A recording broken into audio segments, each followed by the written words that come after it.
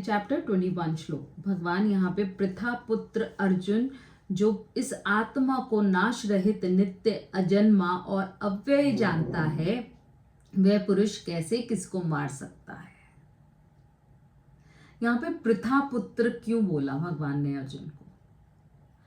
पृथा पुत्र अर्थात कुंती का एक दूसरा नाम पृथा भी था, जो हम भूमि को भी बोलते हैं, जो हम नेचर को बोलते हैं पृथा बोलते हैं। तो पृथा पुत्र का अर्थ क्या है कि तू अभी तक अपने आप को स्थूल मान रहा है, मगर तू तो सूक्ष्म से भी अति सूक्ष्म है। अर्जुन को क्या बता रहे हैं यहाँ पे? अर्जुन को बता रहे हैं कि हे पृथा पुत्र, इस बात को समझ जाओ कि आत्मा कहीं न आती न जाती न जन्मती न मरती, कुछ भी नहीं होता आत्मा के साथ, ये समझ जाओ। एक स्थूल शरीर की तरफ भगवान इंगित कर रहे हैं कि भगवान क्या बोल रहे हैं? पृथा पुत्र इंगित कर रहे हैं उसको बोल रहे हैं कि तू ये बात मुझे पता है कि तेरा जो प्रकृति है, प्रकृति क्या है? प्रकृति नेचर ये क्या है? ये माया है ना? तो भगवान क्या बोल रहे हैं अर्जुन को कि इस माया को समझ, इस माया को समझ। राइट? जब हम ये दीवारें एक एक करके ये दरवाजे खोलेंगे, एक एक करके आप दरवाजे खोलेंगे और अपने अंदर ही उसी आत्मा का वास जानेंगे।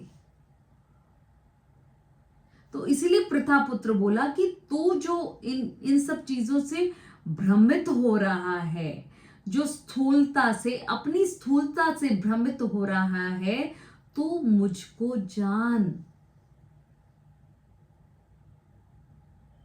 आत्मा को जान, भ्रमित मत हो। क्योंकि हम सब का, हमारे सबके अंदर डिलेमास आते हैं, हम सबके अंदर कंफ्यूजन्स आते हैं, हम सबको धर्म अधर्म के बीच में हमें समझ में नहीं आता कि क्या मैं चूज करूं क्या नहीं चूज करूं, ये मुझे समझ में नहीं आता। बट भगवान बोलते हैं क्लैरिटी तभी आएगी जब तू अपनी स्थूलता को छोड़ेगा, तभी क्लैरिटी आएगी। स्थूलता को छोड़ने का अर्थ क्या है? कि यहाँ पे क्या भगवान ये बोल रहे हैं कि अपने स्थूल शरीर को आप खत्म कर दो तो मुझे आप समझ जाओगे? नहीं, जानना तुझे इसी के माध्यम से है। राइट? इसी स्थूल शरीर के माध्यम से ही तू मुझे जान सकता है। मगर अगर इस स्थूल शरीर को भी जानेगा तो उसके अंदर मैं ही तो बैठा हूं। हे पृथा पुत्र, इस चीज को समझ जा। जितनी जल्दी तू अपनी आत्मा को जानेगा उतनी जल्दी तेरे कंफ्यूजन्स दूर होते रहेंगे। किसी ने मुझे बताया कि मतलब एक जगह मैं सुन रही थी और एक जगह मुझे किसी ने बताया कि उसके पेरेंट्स बहुत ज़्यादा स्पिरिचुअल और ये सब थे और उनको वेंटिलेटर पे रखा गया। राइट? वेंटिलेटर पे रखा गया और वेंटिलेटर पे रखने के बाद फिर एक दिन बाद उनकी मृत्यु हो गई। ठीक है? सारे लोग जो क्योंकि बच्चे इसलिए करते हैं क्योंकि हमारे पेरेंट्स की जान बच जाए,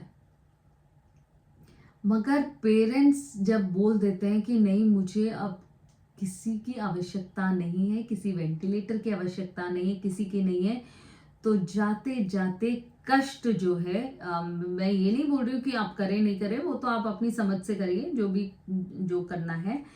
बट मैं ये बोल रही हूँ कि भगवान जो आत्मा है उसको तो जानिए। आत्मा जब शरीर छोड़ती है तो क्या फील करती है वो हम तभी जान पाएंगे कि जब हम आत्मा को जानेंगे, तभी तो हम जान पाएंगे कि वो फील करती है या नहीं करती। अभी हम जब जान रहे हैं तो भी तो हमें पता चल रहा है कि आत्मा तो दृष्टा है, आत्मा सिर्फ देखती है। सूर्यदेव क्या करते हैं? सूर्यदेव जब रहते हैं, आपको पता है दिन हो या रात हो, सूर्यदेव तो रहते ही रहते हैं। राइट? सूर्यदेव जब रहते हैं उनकी उपस्थिति में कुछ भी कार्य हो रहा है, कोई पुण्य हो रहा है, कोई पाप हो रहा है, जो भी कुछ हो रहा है, उसके लिए क्या सूर्यदेव जिम्मेवार हैं? क्या हम बोल देंगे कि सूर्यदेव आपकी वजह से हो गया ऐसा सब कुछ? नहीं बोल सकते। क्या हम बोलते हैं कि सूर्यदेव आप अस्त हो गए इसीलिए हो गया, मगर सूर्यदेव तो कहीं नहीं जाते। जाते हैं क्या? हमारी पृथ्वी घूम जाती है, बट सूर्यदेव कहीं जाते हैं क्या? कहीं नहीं जाते। पृथ्वी घूम जाती है, उसका अर्थ क्या है? अभी हम ये भी समझेंगे कि पृथ्वी घूम जाती है। यहाँ पे प्रथापुत्र जब बोला, कहकर संबोधित किया भगवान ने, उसका अर्थ क्या है? कि पृथ्वी एक्चुअली घूमती रहेगी। तेरे अंदर ये जो विकार है वो उत्पत्ति के विकार है, विनाश के विकार है, वृद्धि के विकार है, ये सब होते रहेंगे। बट कौन अजन्मा है वो तो वहीं पे प्रत्यक्ष रहेगा।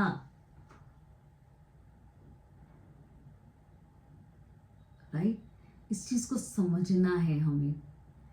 और फिर भगवान यहाँ पे 20 चैप्टर के 22 श्लोका में भगवान बोल रहे हैं, वासासी जीर्णानि यथा विहाय नावानि जैनानि गृह्णाति नरोपराणि। भगवान क्या बोल रहे हैं? पुराने वस्त्र। उपमा देखिए, भगवान ने हर चीज को एग्जाम्पल के साथ समझाया है। भगवान ने यहाँ पे क्या बोला?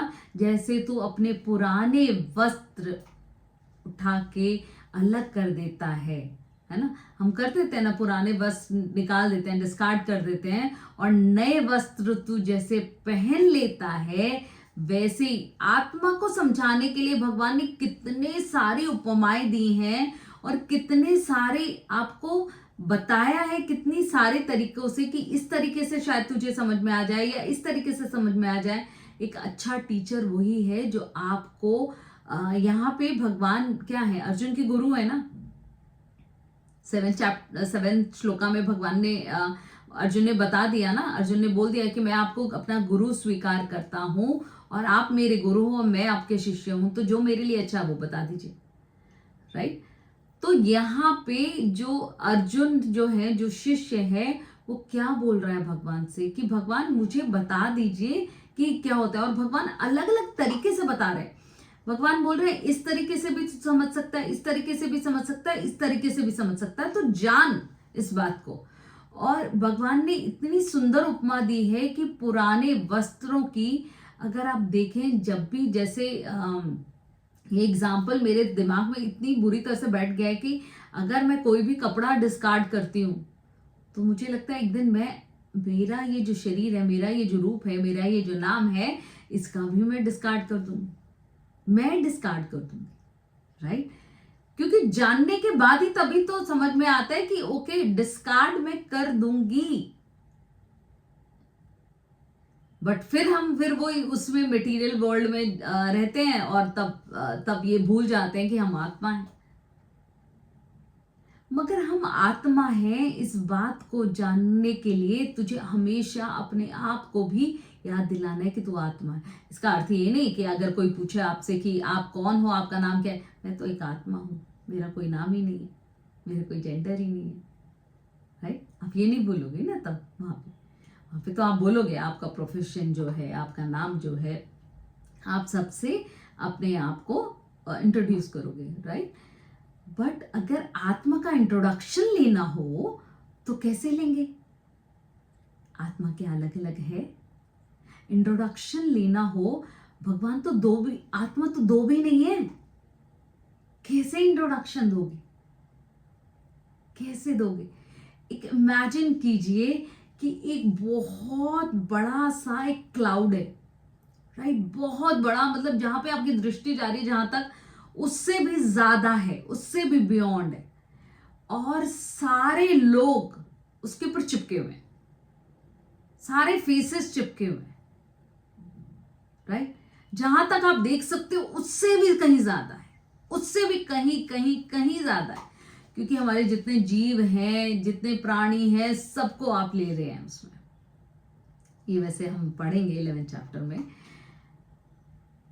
देखने का प्रयास कीजिए, आप देख नहीं पाएंगे, आपकी आंखें धूमिल हो जाएंगी कि कौन सा चेहरा किसका है। अभी तो हम मोबाइल में भी अगर फोटोज देखते हैं ना, तो कैसे करते हैं, उसको जूम आउट करते हैं ना, करते हैं, हमें नहीं दिखता है।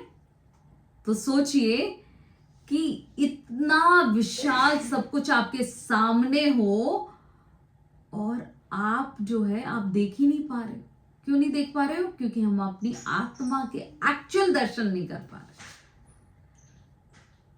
सब में वही है, सब में वही है, चाहे वो टेररिस्ट हो, रेपिस्ट हो, चाहे वो हम हो, सब में वही है। बट एक स्थूल शरीर जो है वो अपनी आत्मा का उद्धार कर सकता है।